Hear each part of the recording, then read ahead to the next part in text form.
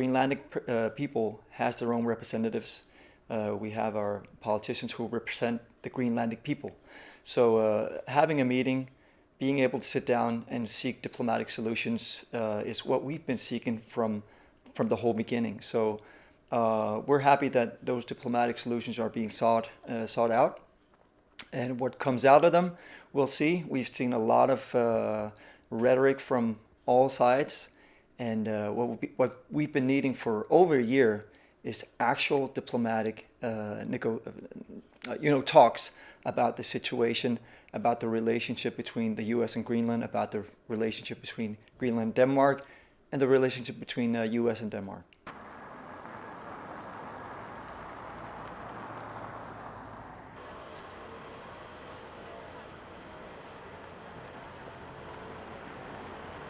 No matter what, we as a Greenlandic people, we are up for diplomacy, we're up for democracy, we're up for justice, and we're not going to grab the sword.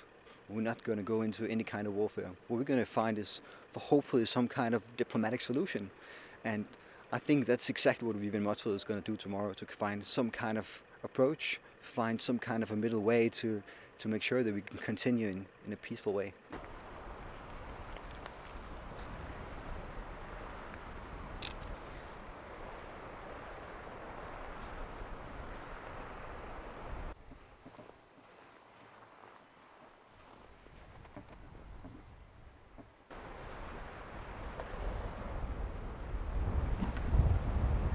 Denmark. Why has the administration not taken Denmark's offer to discuss the situation in Greenland?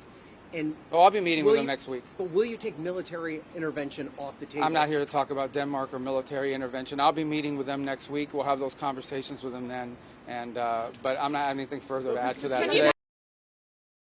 Well, that's always been the president's intent from the very beginning. He said it very early on. I mean, this is not new. He talked about it in his first term, and he's not the first U.S. president that has examined or looked at how could we acquire Greenland. There's an interest there. But so I just reminded them of the fact that not only did Truman want to do it, but President Trump's been talking about this since his first term. What I think the White House said yesterday is what I will tell you now, and I've always said. The president always retained the option. Every president, not this president, every president always retains the option. I'm not talking about Greenland. I'm just talking about globally. If the president identifies a threat to the national security of the United States, every president retains the option to address it through military means. Question. Go ahead. Mr. Vice President, thank you. On Greenland, do you have a message for European leaders? Many in Europe reject the idea that the island could be for sale. Well, first of all, Secretary Rubio, I believe, is meeting with the leaders of Denmark and Greenland next week, I want to say it is, but maybe it's the week after that. We'll continue to deliver some of these messages in private, some of them in public, but I guess my advice to European leaders and anybody else would be to take the President of the United States seriously. What has he said about Greenland? Set to the side the crazy overreactions that I've seen from the press and from certain people in Europe. What has the President said? Number one, Greenland is really important, not just to America's missile defense, but to the world's missile defense. Number two, we know that there are hostile adversaries that have shown a lot of interest in that particular territory, that particular slice of the world. So what we're asking our European friends to do is to take the security of that landmass more seriously, because if they're not, the United States is going to have to do something about it. What that is, I'll leave that to the President